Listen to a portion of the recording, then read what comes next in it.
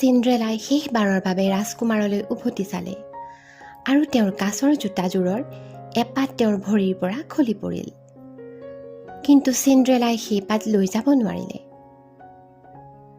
তেনেতে ঘড়ীটোৱে 12 বজাৰ শেষ সংকেত দিলে। মাজনিশা হ'ল। ৰাজকুমাৰে চিন্দ্ৰেলাৰ জোতাপাত হাতত তুলি ল'লে আৰু চিন্দ্ৰেলাক পুনৰ বিচাৰিলে। তেওঁ চাৰিওপিনে চালে, কিন্তু সেই অপূৰ্ব সুন্দৰী ছোৱালীজনীক ক'তো বিচাৰি নাপালে।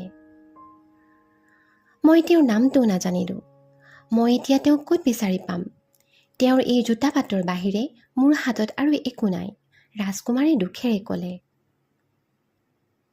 ৰাজকুমাৰে কাঁচৰ জোতাপাত ভালকৈ চাই দেখিলে যে সেই পাত বিশেষ ধৰণেৰে তৈয়াৰ কৰা হৈছে। এজন বিশেষ ব্যক্তিৰ ভৰিতহে সেই পাত খাপ খাব। ৰাজকুমাৰে ক'লে, সেই পাত জোতা নিশ্চয় সেই ধুনীয়া ছোৱালীজনীৰ লগত আছে। মই